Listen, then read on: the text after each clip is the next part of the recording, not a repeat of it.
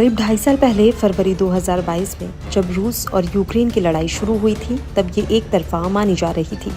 रूस का पलड़ा भारी था। सेना से लेकर हथियार के मामले में यूक्रेन उसके आगे कहीं नहीं ठहरता।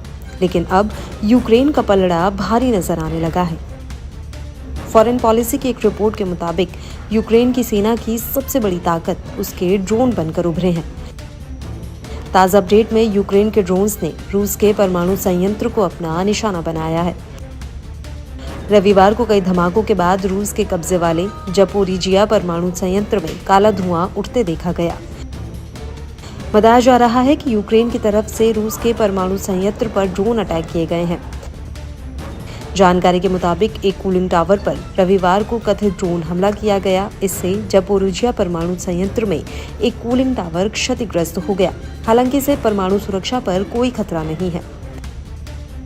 रूस द्वारा नियुक्त अधिकारी येवगेनी बालिट्स्की ने कीव की सेना पर आसपास के शहर एनेरहोदर पर गोलाबारी करके आग लगाने का आरोप लगाया।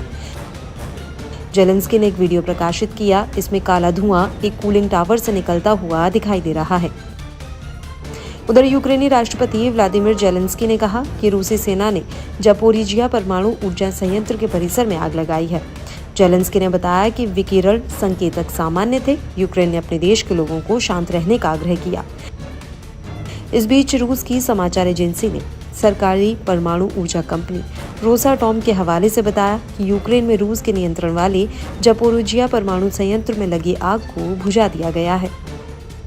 खास बात यह है कि यूक्रेन की सेना रूस की सीमा में घुसकर कार्रवाई कर रही है। यूक्रेनी सेना रूस के क्षेत्र में 30 किलोमीटर तक अंदर घुस चुकी है। इमारतों पर यूक्रेनी सैनिक अपने देश का झंडा भी लगा रहे हैं। इसे रूस के लिए बड़ा झटका माना जा रहा है। वहीं यूक्रेन के राष्ट्रपति जेलेंस्की का इसको लेकर ऑफिशियल बयान भी आया है। उन्होंने यूक्रेन की सेना के रूस में घुसने की पुष्टि की है। जेलेंस्की ने 11 अगस्त की रात पहली बार अपने देश को संबोधित किया और स्वीकार किया कि यूक्रेन की सेना रूस के अंदरूनी इलाके में तेजी से आगे बढ़ रही है। जेलेंस्की ने कहा कि हाल के दिनों में रूस इसी क्रुस्क इलाके से उस पर हमला कर रहा था और करीबन 2000 अटैक किए थे। इसलिए जवाबी कार्रवाई की जा रही है। बीबीसी की एक रिपोर्ट के मुताबिक यूक्रेन की सेना क्रुस्क में काफी अंदर तक घुस चुकी है। रूस के उन ठिकानों को भी निशाना बना रही है जहां हथियार, गोला बारूद और बम रखे गए थे।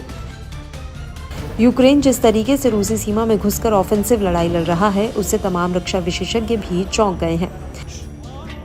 वहीं रूस के रक्षा मंत्रालय की तरफ से भी बयान जारी किया गया है। रूस ने कहा कि उसकी सेना ने टोल्पिनो और ऑब्शी कोलेदेज गांव के पास यूक्रेनी सैनिकों से मुठभेड़ की है। वहीं यूक्रेन के अधिकारी कई दिनों तक इस खबर के बारे में चुप्पी साधे रहे। एक रिपोर्ट के मुताबिक साल 2014 में जब रूस ने पहली बार यूक्रेन पर अटैक किया था, उसके बाद से यूक्रेन ने अपनी मिलिट्री स्ट्रेटेजी में बहुत बदलाव किया है।